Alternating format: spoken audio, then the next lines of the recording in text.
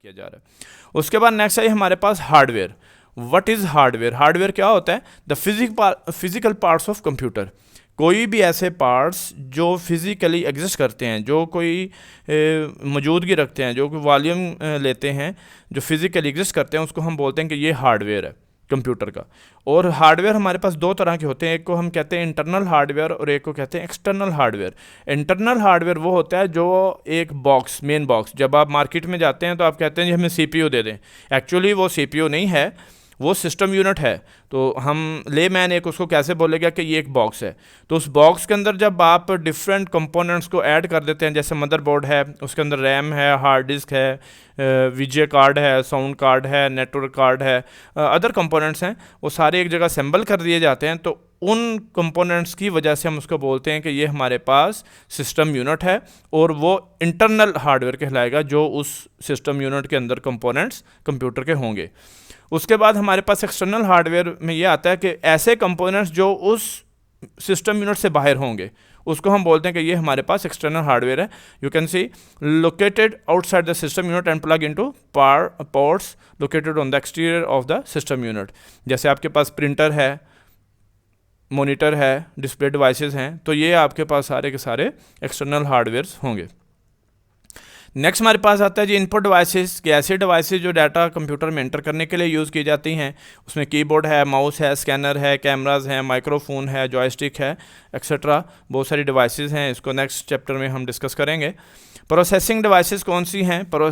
Perform calculations and control computer operations, कि ऐसी devices जो कैलकुलेशंस को परफॉर्म करती हैं और कंप्यूटर के ऑपरेशंस को परफॉर्म करती हैं, तो उसको हम कहते हैं ये प्रोसेसिंग डिवाइसेस हैं। Like central processing unit and memory. CPU जो है वो हमारे पास एक स्मॉल चिप होती है। लास्ट में मैंने बताया कि सिस्टम यूनिट जो है वो सीपीयू नहीं है, तो एक्चुअली जो है वो सिस्टम यूनिट इसलिए नहीं है, सॉरी, सीपीयू जो है वो सिस्टम यूनिट नहीं कहलाया जा सकता, क्योंकि ये एक स्मॉल चिप होती है, ठीक है,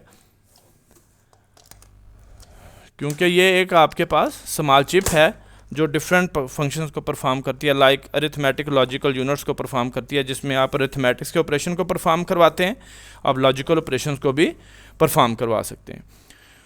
उसके बाद नेक्स्ट हमारे पास आता है जी हार्डवेयर के अंदर ही आउटपुट डिवाइसेस। के आउटपुट डिवाइसेस कौन सी हैं?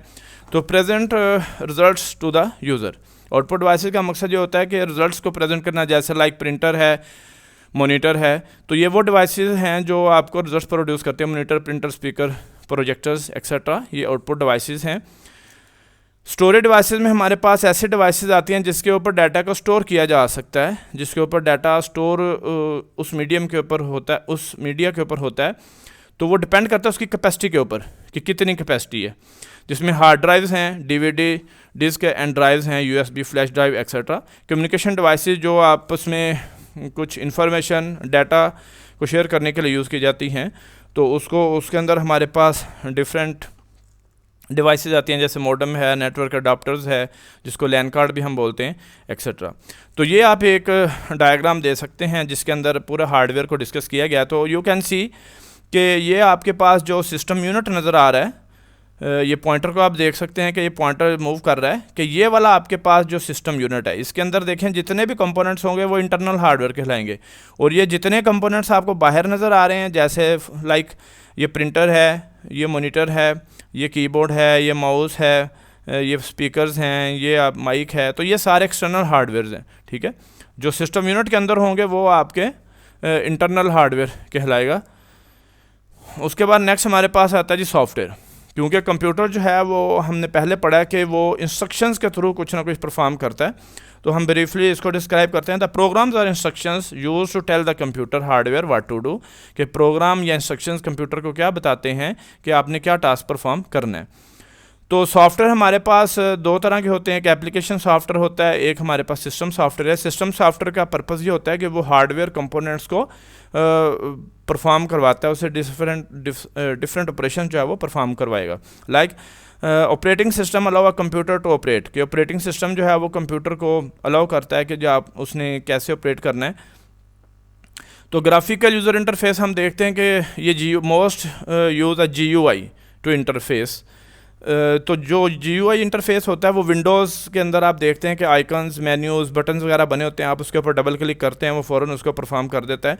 तो इसमें सिस्टम यूनिट का क्या, मतलब सिस्टम सॉफ्टवेयर का क्या रोल होगा कि देखें, जब आप सिस्टम सॉफ्टवेयर इंस्टॉल नहीं करेंगे तो कभी भी आपका हार्डवेयर कुछ परफॉर्म नहीं कर सकता।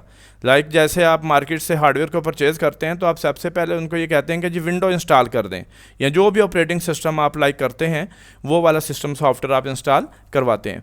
तो अगर विंडो नहीं होगी तो कंप्यूटर कुछ नहीं परफॉर्म कर सकता। तो विंडो का बेसिक रोल क्या है कि वो हार्डवेयर से डिफरेंट ऑपरेशंस परफॉर्म करवाता है, उसकी इंस्ट्रक्शंस ऐसी होती हैं जो हार्डवेयर लेवल की हैं और उससे वो परफॉर्म करवाता है। इसके लिए हम डिफरेंट ऑपरेटिंग सिस्टम का यूज़ कर सकते हैं, विंडोज़ है, मैक ऑपरेटिंग सिस्टम है, लिनक्स है, एक्सेट्रा, बहुत सारे हैं।